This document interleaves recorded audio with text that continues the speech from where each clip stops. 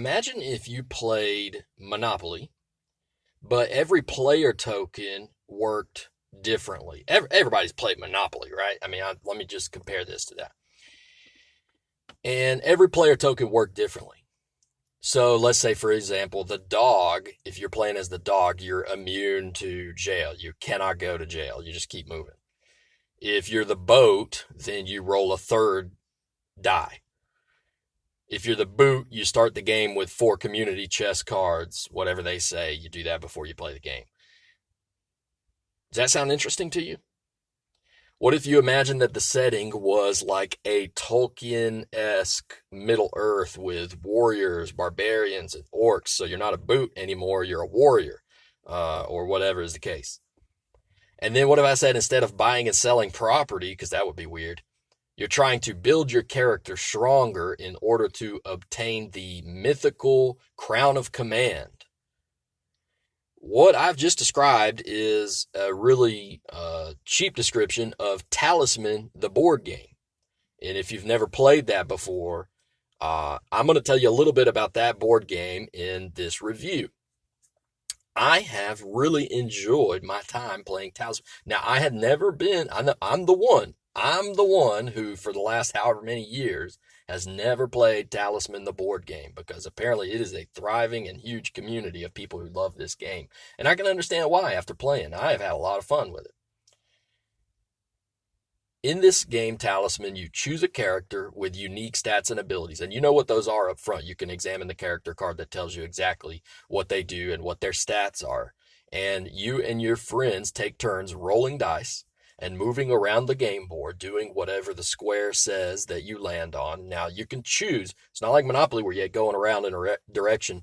You could choose which direction you want to move and what space, based on your dice roll, that you want to move to. So you can look at 2 effects and say, well, here I'm going to draw a card. Here I'm going to have to fight this goblin or whatever. So you could choose which one between the 2 options, or sometimes there might be more than 2 options of where you want to go. So that's an added wrinkle to the gameplay.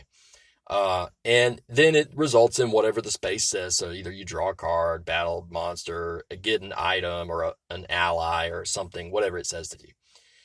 The default setting of this game ends after about 20 turns, and victory goes to the player who accumulated the most points. However, that is not the typical way of playing Talisman. Normally in Talisman, you are trying to build your character up to where they're super strong, venture in towards the middle of the board where there is this place called, or an item called the crown of command, and you have to meet certain requirements before you get there. But once you do, basically you try to utilize your power to dominate the other players towards their death, and last man standing is the winner, as they say. So there are, I should mention, several options that you can choose between. You can choose basically how you want the game to end, what you want the scoring to be based on, different things like that. One of the things I love about the Switch version of this game is that you can change the options of what you want to do. And now let me say this too. For a lot of these games that I'm reviewing, they are also available on Steam. Now, I'm not playing the Steam versions, but what I would suspect is that their same options are available on that. So if that's you and it's not Switch that you're playing on Steam, then I believe that the same will apply. I just can't verify because I haven't played that version. But so what did I like and dislike about this game? I'm going to tell you about in just a second. I'm going to just do it this way, and I'm going to start with the dislikes here. And if the dislikes don't turn you away from the game, then I would say you should check it out, because it's been my time playing Talisman has been a lot of fun. So I'll tell you first what I dislike about the game. First of all, by nature, this game has tons of randomness, and there will be some frustrating moments because it's based on dice rolls mostly.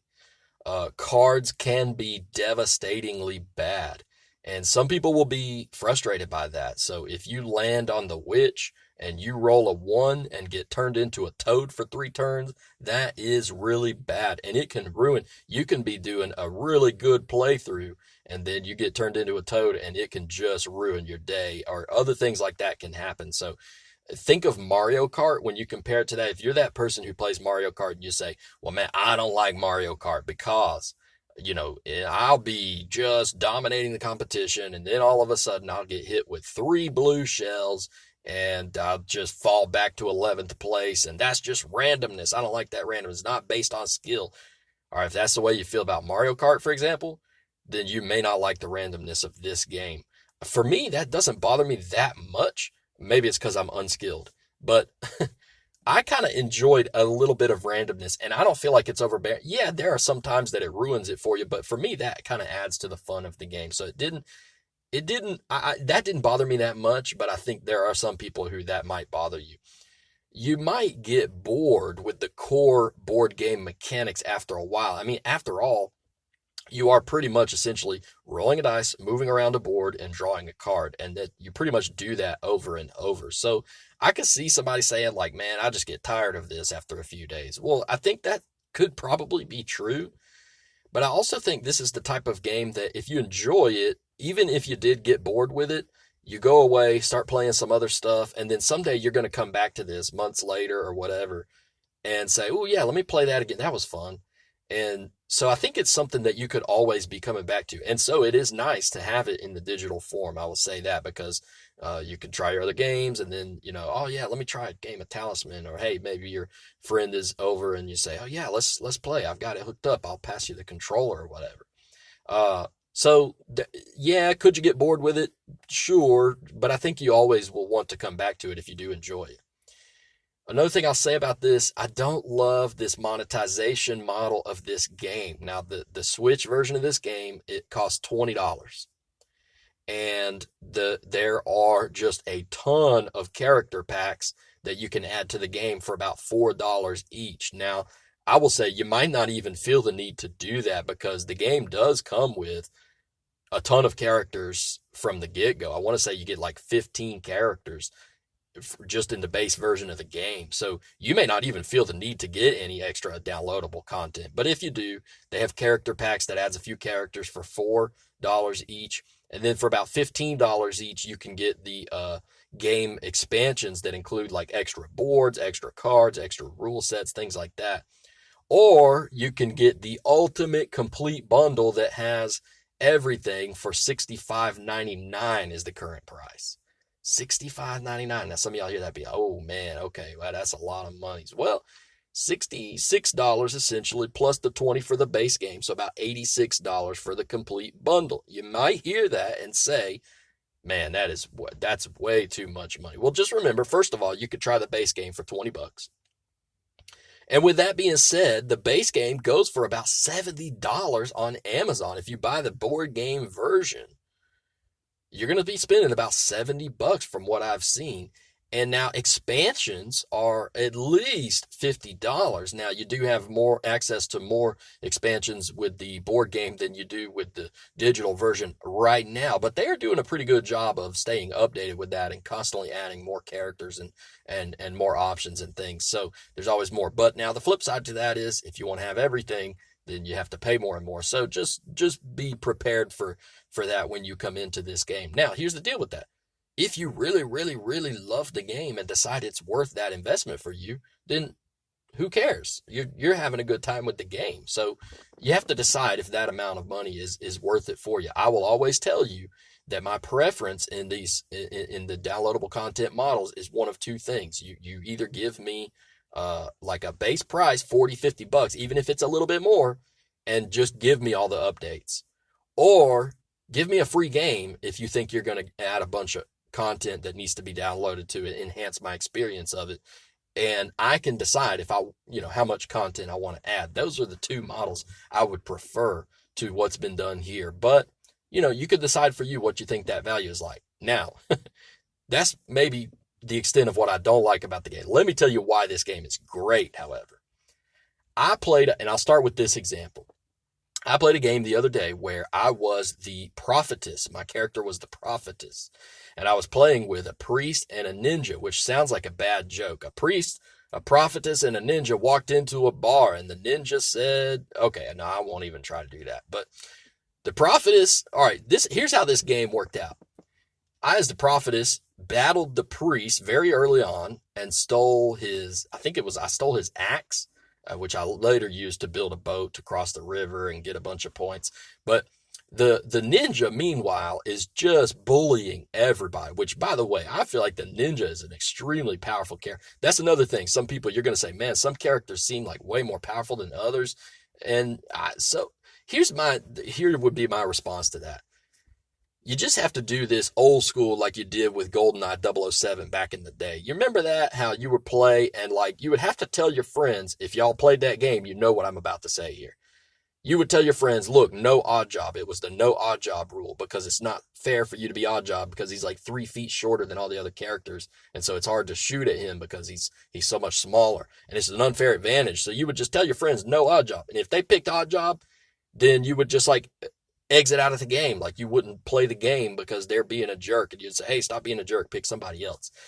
That's, I think, the way you have to play this game is just be like, dude, don't be ninja. Come on, man. That ninja is OP or whatever. I don't know. Maybe y'all can have an argument about which characters should be banned. And that's another, I don't know. For me, that's another fun thing to have. But just remember that. Anyway, the ninja in this game is just going around bullying everybody because he has these like auto kill and like he can like avoid combats and stuff like that. And so, you know, you got a prophetess stealing from a priest, a ninja just bullying everybody around, slaying creatures left and right, sneaking away from people. I turned into a toad. The prophetess did turn into a toad. It was not the princess and the frog. It was the prophetess who is a frog. And then after I finally got back from being a toad, this hag starts following me around. And I'm like, come on, man. Like, have I not had a hard enough time already? The hag starts following me around. There's all these things that you can't do when you have the hag following you. And so it like limits your ability. If you get in any fights, like it limits your stats. And so this darn hag is just following me around. And finally, I delivered the hag to this place where she needed to go. And then I got back out of there. By some miraculous roll of the dice, I got several points. And I ended up winning that. The prophetess ended up winning that game. And it was a great experience. I mean, that type of storytelling for me is hilarious. I mean, where could you would never write such an adventure or such a story. It's just too crazy. Only through a game like this. You know, if you're amused by that type of storytelling like I am, maybe I'm just a simple person. All I want is a prophetess, a priest, and a ninja being followed around by a hag. But that tickles me. And so if that sounds fun to you, then I think you'll find the game fun. I did. Another thing I have to say about this game is there is tons and tons of replay value. And I don't just mean of playing the game because it's fun. You can try different characters and you will get a different experience with different characters. But beyond that, they have put, and kudos to Nomad Games for doing a good job with this, they have put all these achievements into the game based on what you did. So if you cast the most spells, you'll gain experience points for that. And it keeps all these tracks of different things that you do through the game. Did you win? Like I won that game as the prophetess. And so it kept my track of my stats and achievements of like, oh, you won a game. Finally, it only took you 20 tries to actually win once. I love that. Absolutely love that. Put my cheap card gamer stamp of approval on. Please, publishers and developers, put tons of achievements and unlockables in the games that we play here, because even if the game is fun, that adds exponentially to the value of the game. And so I love the achievements that are added there. I will also say there is tons and tons of customization options in this game to mess around with. You can change just about every rule you can think of. You could play a game in about 20 minutes of this, which is really great for the Switch version because you just put it in sleep mode and come right back to it. You don't even have to have 20 minutes to invest. You can just play for a few minutes at a time. You can save your games and come back to that. You can save them for a couple months and come back to that saved game. And that is just an excellent feature. You know, I don't know that everybody will use that, but I think it's awesome to have there. And finally, I will say there is just a ton of characters in this game. If you got every DLC, I want to say there's over like 100 unique characters, and they're still adding characters. If you wanted to see everything there is to see in this game and try every character, it would take you forever. And I think you would have fun doing it. But here's the deal.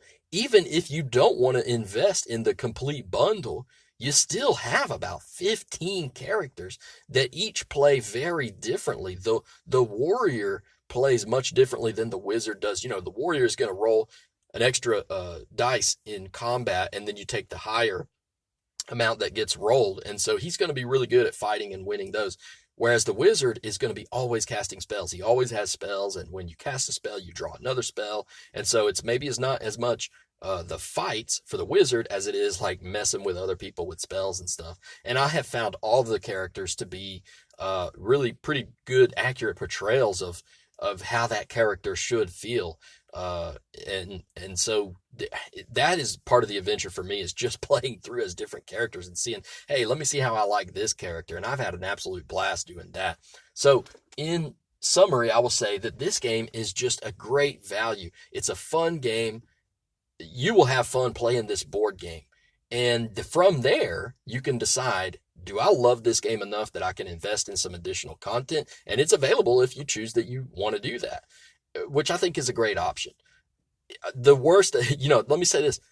It's a fun game if you know that you may invest money if you really, really love the game, and that's not a horrible thing. Overall, I would give this game an 8.5 out of 10. It tickled me, it amused me, and I thought it was just extremely fun. There's tons of options. I just don't see that many negative points about this game, and I definitely think it's worth the investment for you to try it and see what you think about it. And if you don't love it, then you don't have to buy any of the other downloads and stuff. But in the meantime, you have a really fun board game that you can try at pretty much any time. So anyway, that's my review. I did love Talisman for the Switch. I think it's a great game. Anyway, y'all have a great day, and we will see y'all next time.